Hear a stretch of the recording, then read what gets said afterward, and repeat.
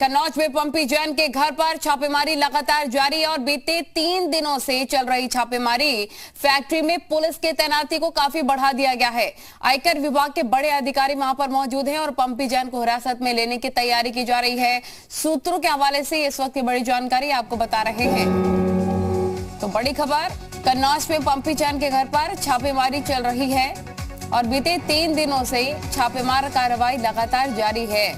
पंपी जैन के आवास और फैक्ट्री में पुलिस की तैनाती को काफी ज्यादा बढ़ा दिया गया है और सूत्र ये बता रहे हैं कि कभी भी पंपी जैन को हिरासत में लिया जा सकता है।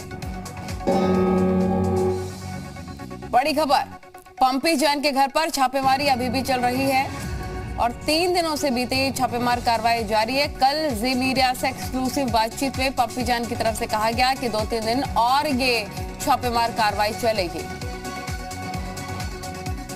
कन्नौज में सपा एमएलसी पंपी जैन के घर बीते 3 दिनों से छापेमारी जारी है और इस बीच आवास से फैक्ट्री जाने के दौरान जी मीडिया संवाददाता ने पंपी जैन से एक के बाद एक कई सवाल पूछे, जिस पर सपा एमएलसी भड़क गए। देखिए आप भी।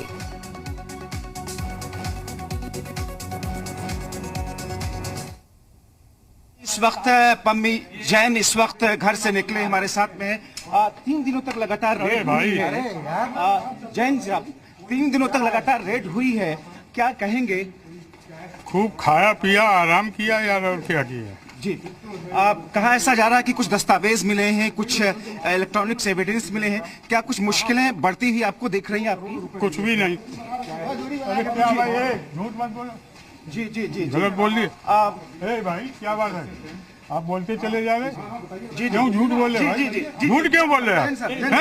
जैन साहब, तो तीसरा दिन है, क्या माने कि ये सर्च ऑपरेशन खत्म हो चुका है आयकर विभाग का? अरे अभी चलेगा 1-2 दिन और। 1-2 दिन और चलेगा। तो अगर कुछ आपके घर पर है नहीं तो वो लोग आखिर 3 दिनों से कर क्या रहे हैं? हम लोग दावत मना रहे हैं, दावत। आप अपनी फैक्ट्री पर इस वक्त जा रहे हैं?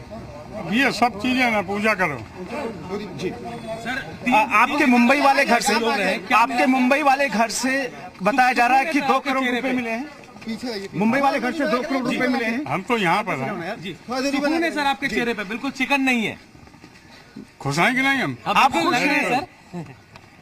सब लोग मस्त रहिए। बिल्कुल बिल्कुल। हाँ। सर, कहाँ जा रहे हैं? सब बातें ना पूछा करो भाई, कहाँ जा। कहा ऐसा जा रहा है कि 40 करोड़ रुपए कुछ विदेश से फंडिंग के इशू पर भी आपके ऊपर कुछ आरोप लग रहे हैं, उस बाबत भी पूछताछ कुछ हुई आपसे? बहुत सवाल जवाब आपके हैं सर। कागजों को खंगाला गया है। ये मुंबई में सारी फैक्ट्री बता रहे हैं कि ऐसा कहा जा रहा है कि तो ये तो सरकार करती है तो करना चाहिए। ऐसा कहा जा रहा है कि पीयूष जैन के यहाँ इस छापेमारी के बाद आपने चीजों को व्यवस्थित कर दिया है।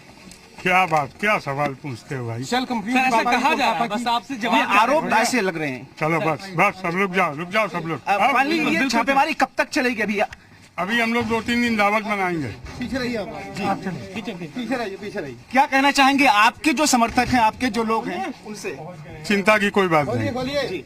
कब तक आप पूरे तौर पर फ्री हो जाएंगे? फ्री हैं यार, फ्री। हम तो 2-3 दिन से फ्री हैं। देखो आप हमारे चेहरे देख रहे हैं। आपके चेहरे पे इस वक्त परेशानी तो दिख नहीं रही, लेकिन 3 दिन में तो आदमी परेशान हो जाता है। नहीं, आराम। आज कोई कारपेंटर भी बुलाया गया था। तो ये जो कि आपने देखा कि समाजवादी पार्टी के एमएलसी पंपी जैन जो कि छापेमारी के तीसरे दिन इस वक्त आज घर से निकले, अपनी फैक्ट्री में पहुंचे।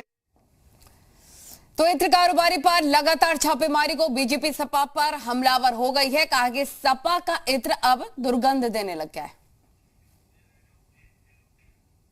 इस प्रकार से जब अखिलेश जी का मकान, जो सरकारी मकान जब छोड़कर गए थे तो वहाँ दीवारें टूटी हुई मिली थी और कन्नौज में आप सबने देखा कि किस प्रकार से दीवारें टूटने के पीछे क्या मिला है। तो ये कहीं ना कहीं कनेक्शन है।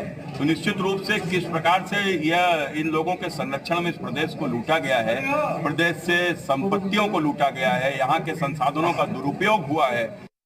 जवाब तो ये उनको देना चाहिए कि ये 250 करोड़, 300 करोड़, 400 करोड़ की नकदी कहाँ से आई। अगर इत्र का व्यवसाय करके आ रही थी तो जीएसटी जमा करके उसको, जैसे वैधानिक रूप से हमारे देश में हजारों लाखों करोड़ वाले उद्योगपति हैं, उनके घर में तो छापे नहीं पड़ते क्योंकि वो उसका टैक्स भरते हैं। तो ये जो टैक्स चोरी हो रही थी, अगर इससे समाजवादी इत्र बना के बांटा जा रहा था, सांप्रदायिक उन्माद का जहर फैलाने के लिए उत्तर प्रदेश में, तो ये भ्रष्टाचार नहीं चलेगा।